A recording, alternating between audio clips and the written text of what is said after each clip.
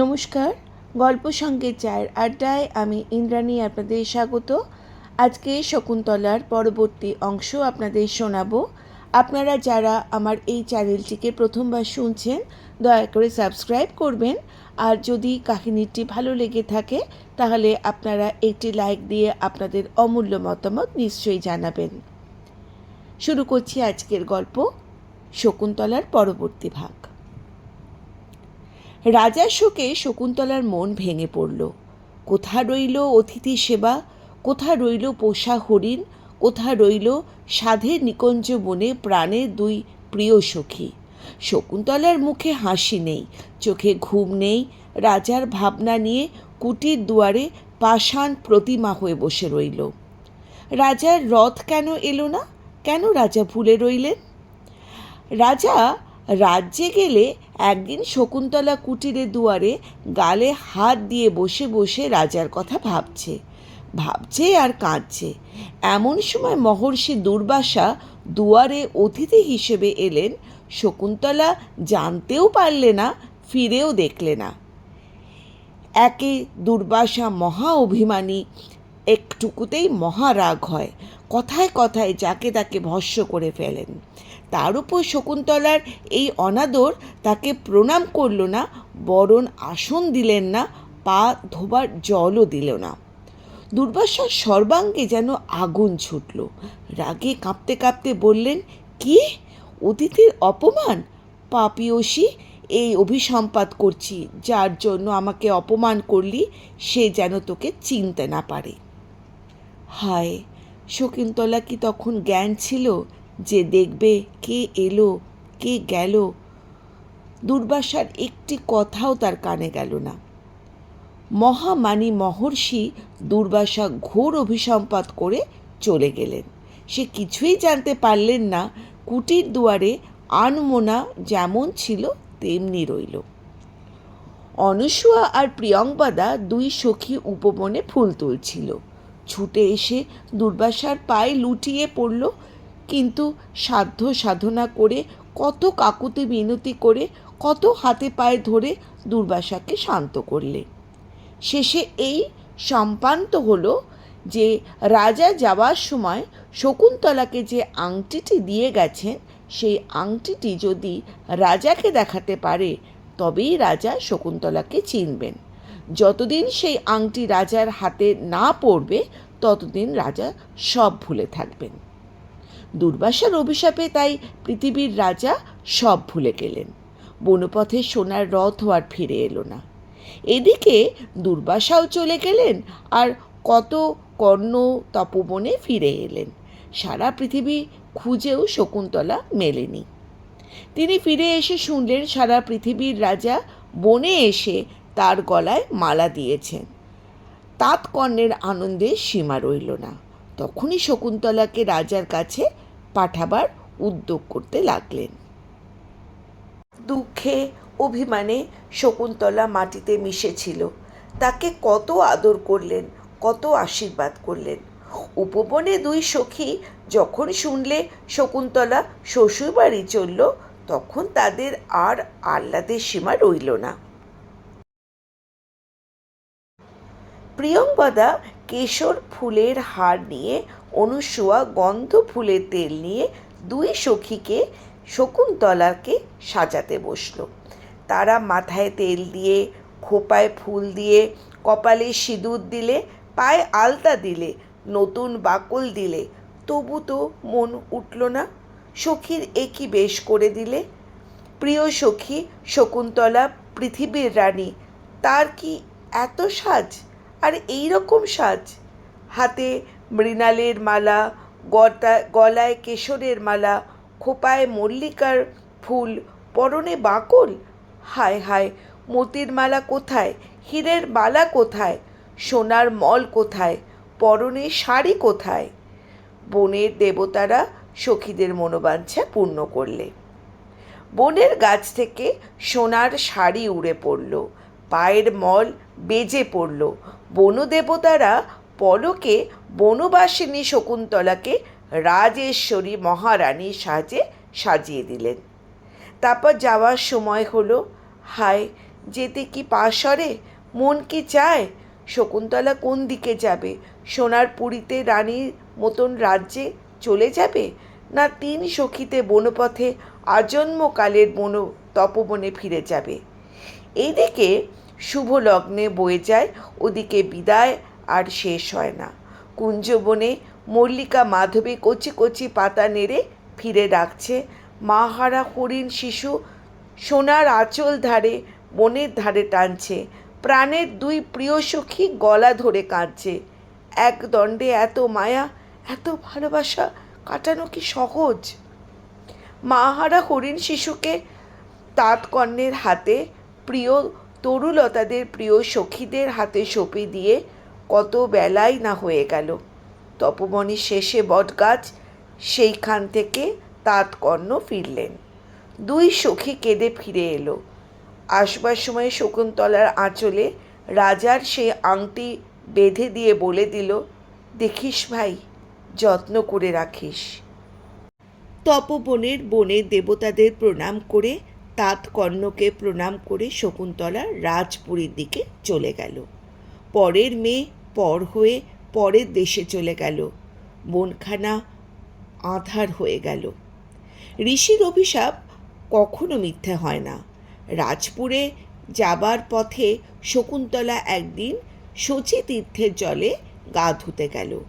সাঁতার জলে গা ভাসিয়ে নদীর জলের ঢেউয়ে নাচে শকুন্তলা পা তোলে।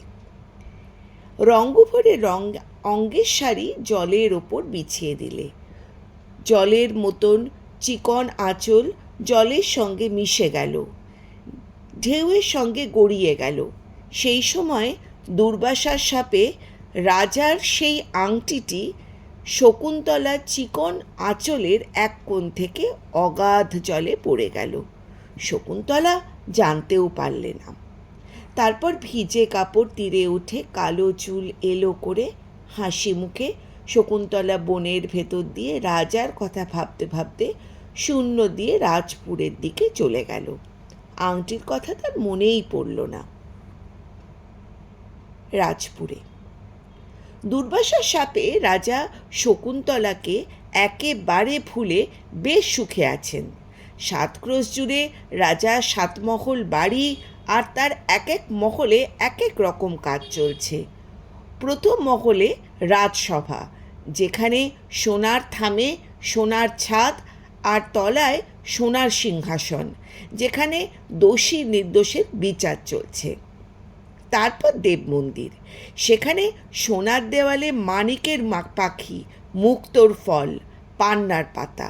মাঝখানে প্রকাণ্ড হোমকুণ্ড, যেখানে দিবারাত্র হোম হচ্ছে।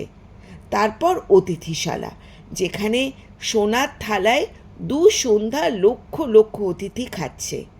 তারপর নৃত্যশালা, যেখানে নাচ চলছে, শানের ওপর সোনার নূপুর রুনুঝুনু বাজছে। স্ফটিকের দেওয়ালে অঙ্গের ছায়া তালে তালে নাচছে। সঙ্গীতশালায় গান চলছে। সোনার পালঙ্কে পৃথিবীর রাজা, রাজার দুষ্মন্ত বসে আছেন। দক্ষিণ দুয়ারি ঘরে বাতাসের দক্ষিণ বাতাস আসছে। শকুন্তলার কথা তার মনেই নেই।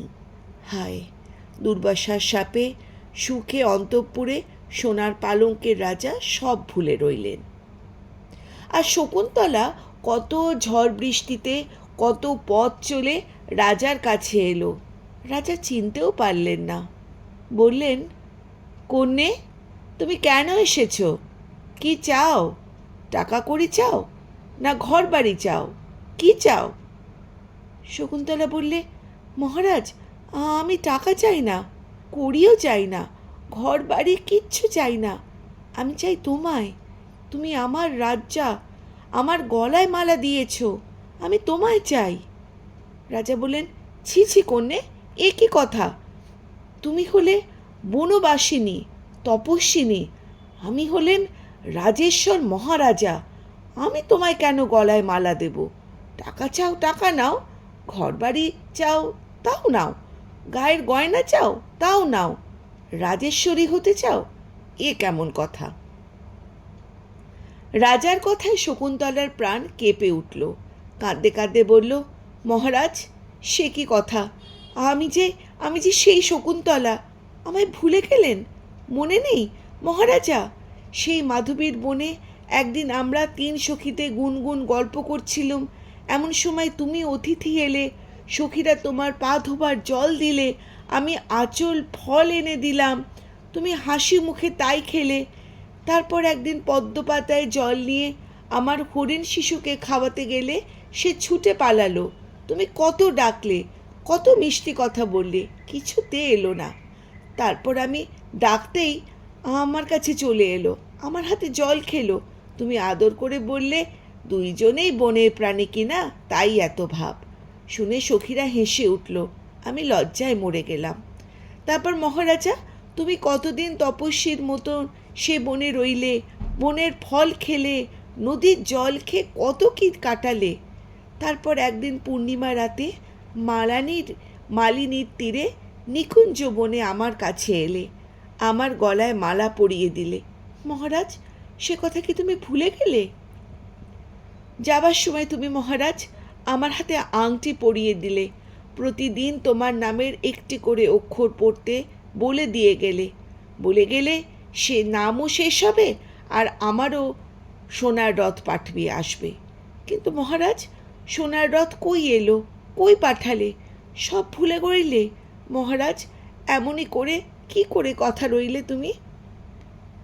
বনবাসিনী শকুন্তলা রাজার কাছে কত অভিমান করলে, রাজাকে কত অনুযোগ করলে, সেই কুঞ্জবনের কথা, সেই 2 সখীর কথা, সেই হরণ শিশুর কথা, কত কথাই না মনে করিয়ে দিলে, তবুও রাজার কিচ্ছু মনে পড়ল না।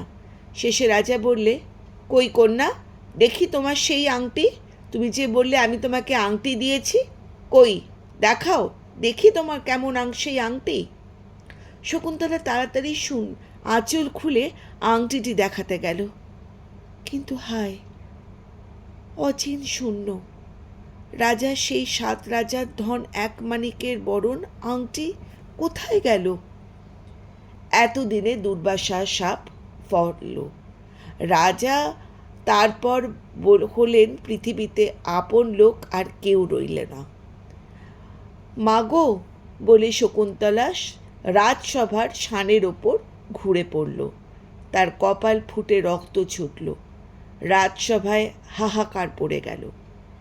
এমন সময় শকুন্তলার সেই পাষাণী মা মেনকা স্বর্গপুরে ইন্দ্রসভায় বীণা বাজিয়ে গান গাইছিল। হঠাৎ তার বীণার তার ছিঁড়ে গেল, গানের সুর হারিয়ে গেল। শকুন্তলার জন্য প্রাণ কেঁদে উঠল।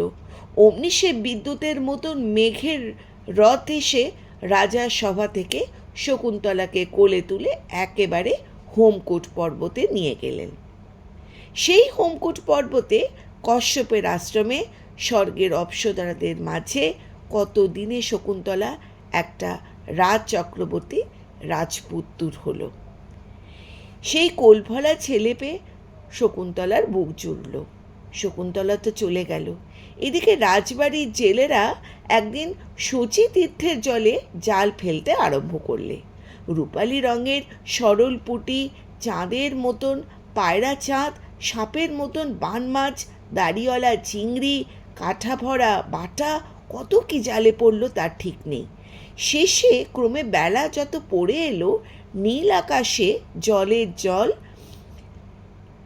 সাগরের পথ আর নদীর পথ যেন আধার হয়ে গেল। জাল গুটিয়ে জেলেরা ঘরে ফিরল। এমন সময় এক জেলে জাল ঘাড়ে নদী তীরে দেখা গেল। প্রকাণ্ড জালখানা মাথার ওপর ঘুরিয়ে নদীর ওপর উড়িয়ে দিল। মেঘের মতো কালো জাল আকাশে ঘুরে এপার ওপার দুপার জুড়ে জাল পড়ল। সেই সময় মাছের সর্দার নদীর রাজ্যে বুড়ো মাছ রুই অন্ধকার সন্ধ্যের সময় সেই নদী কেলা কালো জলে ধরা পড়ল। জেলেরা পাড়ায় রব তুলল, জাল কাটবা গুরু মাছের সর্দার, বুড়ো রুই এতদিনে জালে পড়েছে, যে যেখানে ছিল নদী তীরে ছুটে এলো। তারপর অনেক কষ্টে মাছ ডাঙায় উঠল। এত বড় মাছ কেউ কখনো দেখেনি। আবার যখন সেই মাঠের পেট চিরতে সাত রাজার ধন এক মানিকের আংটি জ্বলন্ত আগুনের মতন ঠিকরে পড়ল, তখন সবাই অবাক হয়ে রইল।